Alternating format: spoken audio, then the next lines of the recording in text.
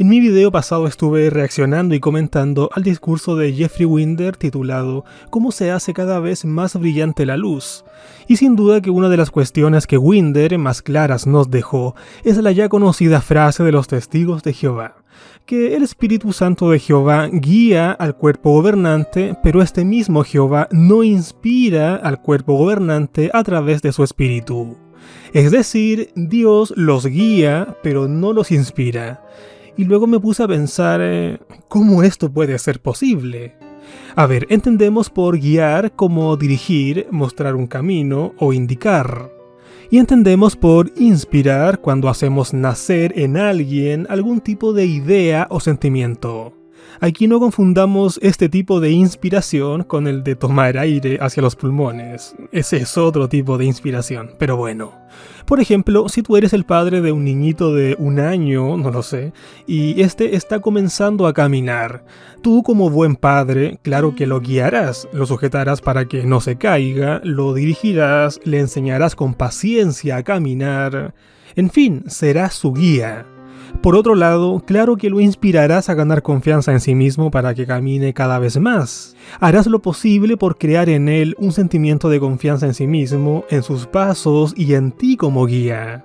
Por lo tanto, guiar e inspirar en este tipo de situaciones claro que van de la mano y se complementan a la perfección. Imagina que guías a tu hijo para que camine, pero no lo inspiras para que él agarre confianza o lo haga por su cuenta o gusto. O tal vez sí inspiras a tu hijo confianza para que éste camine, pero no lo guías y no le muestras el camino. ¿Crees que de verdad así aprenderá bien y de manera sabia? Otra vez, en este tipo de situaciones, claro que la guía y la inspiración van completamente ligadas.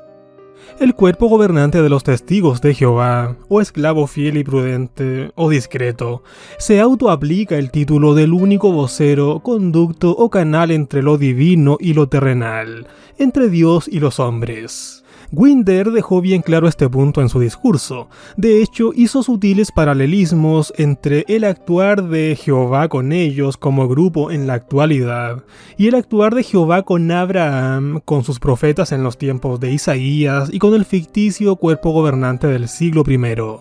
A ver, si uno mira las cosas de manera amplia, de manera general y el cuadro completo, se daría cuenta fácilmente que el papel que se autoaplica hoy el cuerpo gobernante sería básicamente el mismo papel que los profetas bíblicos de la antigüedad, al transmitir el mensaje de Dios al mundo. Por algo nuestros caballeros de Warwick se hacen llamar el portavoz de Jehová en la tierra. La gran diferencia es que este cuerpo gobernante, a diferencia de cualquier otro llamado portavoz de algún relato bíblico aleatorio por ahí, afirma no estar inspirado por Dios, solamente guiado por este. Por lo tanto, sería propenso a cometer errores y equivocarse en asuntos doctrinales. De hecho, ellos mismos lo dicen todo el tiempo. Sin embargo, y a pesar de esto, la misma organización les dice a sus miembros que básicamente los traten exactamente como si fueran ambas cosas, guiados e inspirados. El miembro de a pie de los testigos de Jehová tiene que tomar todas las instrucciones y directrices del cuerpo gobernante como si vinieran directamente de Dios, aun cuando el individuo piense para sí que estas directrices no son precisamente adecuadas. Esta lógica está tan impregnada en la psiquis del testigo de Jehová de a pie, que jamás se detendrá a razonarla, ni mucho menos a cuestionarla. Imaginemos que el cuerpo gobernante dijera que no está inspirado por Espíritu Santo, pero que tampoco está guiado por el Espíritu de Dios. Sin duda que ante tal declaración perderían todo tipo de autoridad y los testigos de Jehová no los tomarían en serio para nada. Ahora, por otro lado, imaginemos que dijeran que están guiados por el Espíritu Santo de Jehová, pero también inspirados por este. Esta declaración sería tan potente que prácticamente estarían diciendo a los 4 vientos que son profetas de Jehová. Entonces, el cuerpo gobernante sencillamente tiene que adoptar una postura media, no ser muy, pero tampoco tan. No tienen que exagerar en lo que dicen para luego no ser reprochados por sus errores, pero tampoco tienen que demostrar debilidad y pérdida de credibilidad. Con todo esto, hacen el descargo de responsabilidad diciendo que a pesar de estar guiados por Dios, no están inspirados por este. Claro, de esta manera sería mucho menos la probabilidad de que se les reproche su accidentado historial de errores. Y si lo hacemos, si lo intentamos, sencillamente responderían, comillas, nunca afirmamos ser infalibles, y punto. Así es que, sutilmente, o tal vez de manera no tan sutil, en efecto piden ser tratados como profetas inspirados e infalibles, pero solamente hoy y en el futuro, no así en el pasado, porque los errores del pasado son parte de la imperfección humana, según ellos mismos. Ante tamaña falacia y falta de ética y moral, examinemos otro punto clave en todo esto. ¿Cómo se supone que Jehová guía al cuerpo gobernante? Winder, ante esto, y como decimos aquí en Chile, se fue en la profunda, y se colgó de textos bíblicos totalmente sueltos y carentes de contexto, como 1 de Corintios 2:10, Mateo 24:45, Proverbios 4:10 y hasta Amós 3:7, para tratar de explicar el proceso.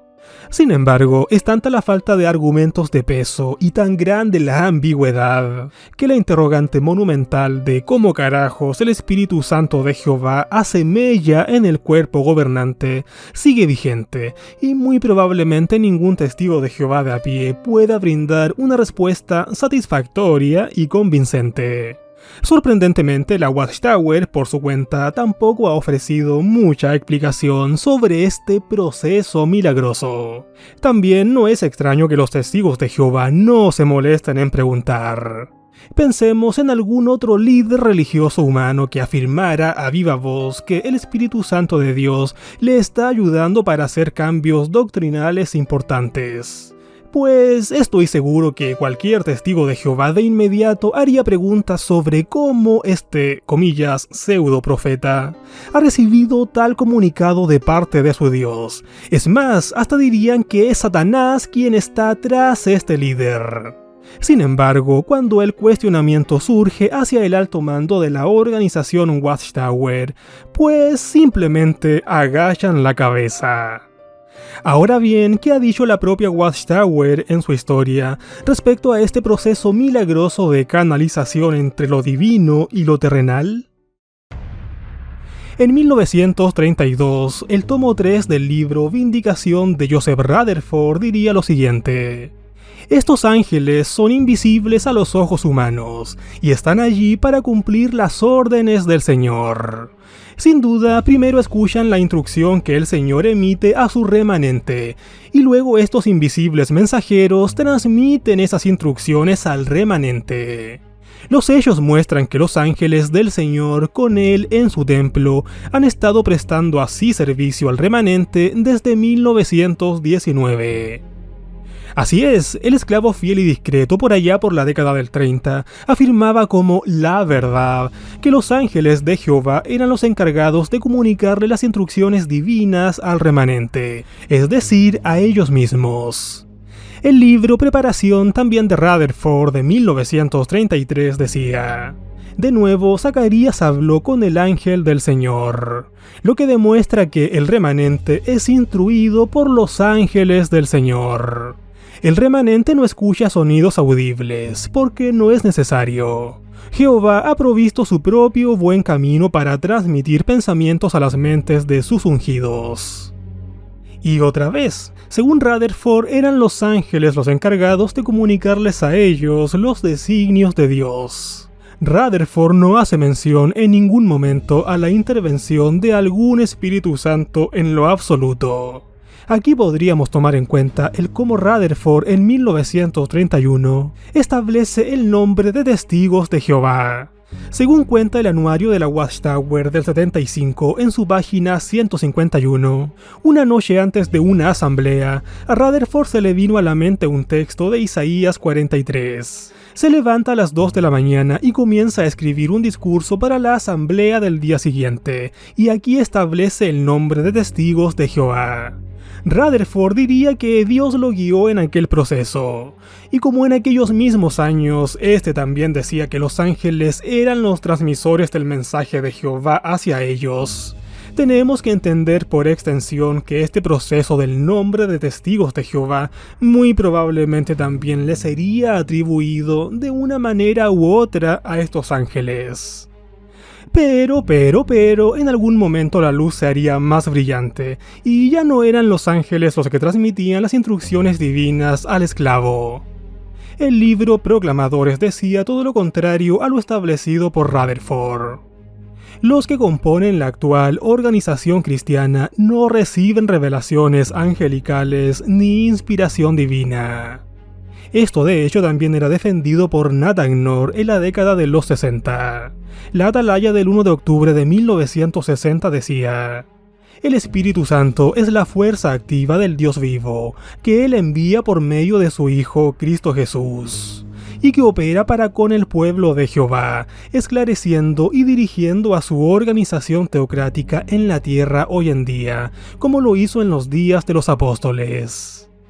Entonces ahora era el propio Espíritu Santo de Jehová, por medio de Jesús, el encargado de operar en las instrucciones divinas suministradas al esclavo fiel. Los ángeles ya no tenían participación. Podríamos pensar que esta postura de la Watchtower se mantiene actualmente en vigencia, pero, en algún momento la luz volvió a brillar y el concepto sería dicho de otra manera. Todos sabemos lo sucedido en 2015 en Australia con Jeffrey Jackson, el actual barbón Jeffrey Jackson. Aquí se le preguntaría por qué mecanismo entendería que el Espíritu de Dios guía las decisiones de ellos como esclavo fiel. Jackson responde que este mecanismo era básicamente la oración y la Biblia. Es decir, ahora haciendo oraciones y leyendo la Biblia podrían llegar a la toma de decisiones. En conclusión, la guía del Espíritu Santo de Dios hacia ellos se manifestaría pero a través de la Biblia.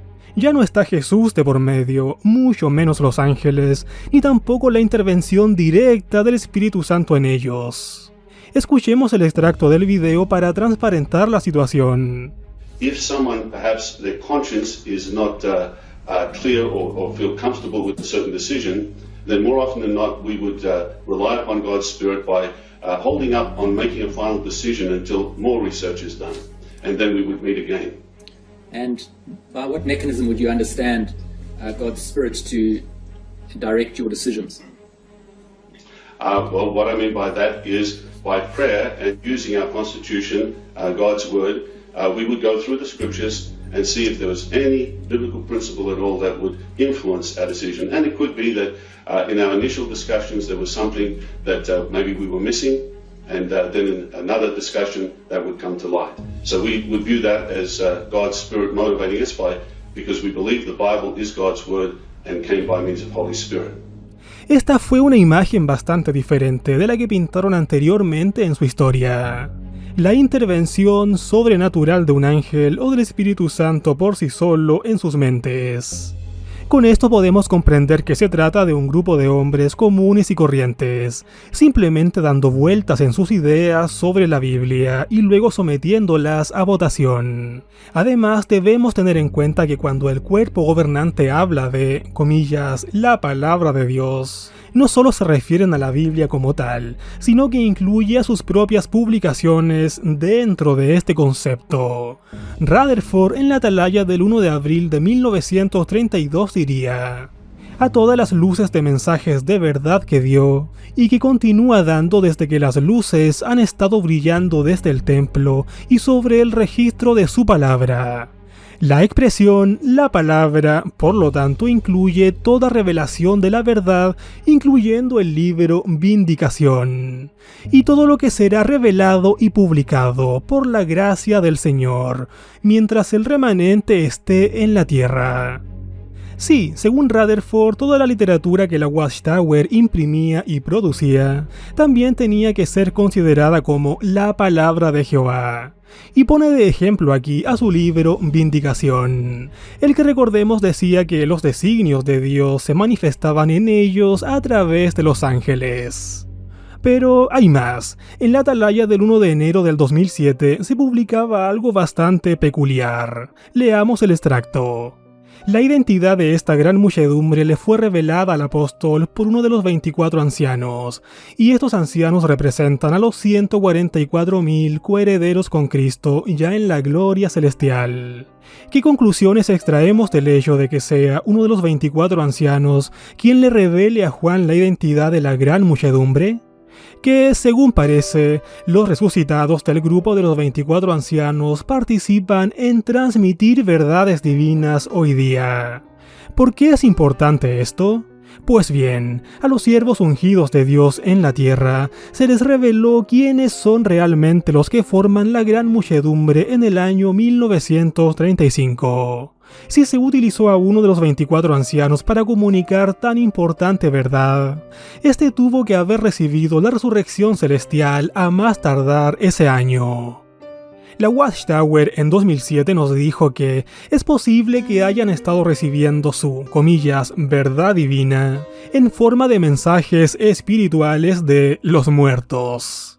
Sí, conjeturaron que su doctrina de 1935 sobre una gran muchedumbre destinada a vida eterna en la tierra podría haberles sido transmitida por los espíritus de personas muertas. Sin embargo, y por otro lado, la misma Watchtower ha dicho que los mensajes espirituales provienen del diablo. El folleto Espíritus de Difuntos del 91 decía: Satanás también extravía a la gente por el uso del medium. Un medium es una persona que puede recibir mensajes directamente del mundo de los espíritus. Muchísimas personas, entre ellas el medium mismo, creen que estos mensajes vienen de espíritus de difuntos. Pero como nos ha mostrado la Biblia, tal cosa es imposible. Entonces, ¿de quiénes vienen estos mensajes? De los demonios mismos. Entonces, y como de costumbre, parece que la Watchtower no puede entender bien ni su propia historia. Rutherford imaginó que los ángeles estaban introduciendo pensamientos en su cabeza. El cuerpo gobernante ahora nos dice que estaba equivocado. Entonces, ¿de dónde venían los pensamientos de Rutherford? Por otro lado, la Atalaya del 2007 nos dice que el cuerpo gobernante pensó que los espíritus de los muertos, que por lo demás su tratado del 2006 nos dice que no pueden existir, les habían impartido información sobre una importante doctrina. Entonces, aunque la Watchtower afirme y afirme vez tras vez que sus doctrinas provienen del Espíritu Santo, resulta, según los propios miembros del cuerpo gobernante, que las doctrinas en realidad provienen de ellos mismos como cúpula, sentados y examinando las investigaciones entregadas por su comité de ayudantes, y votando de esta manera cualquier idea extraña que puedan dilucidar.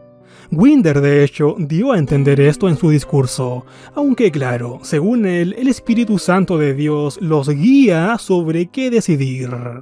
Jackson, de hecho, en Australia también diría que las decisiones se toman en base a votaciones. Simplemente esto no se parece a la forma en que la Biblia describe las comunicaciones que Jehová habría tenido supuestamente con sus profetas de la antigüedad. ¿Te imaginas a don Isaías y don Jeremías sentados discutiendo sobre cuál pensaban que era el mensaje de Dios y luego votando sobre él? Para luego cambiar de opinión y emitir una retractación y posteriormente una revisión, para luego volver al mensaje original y luego otra vez cambiarlo.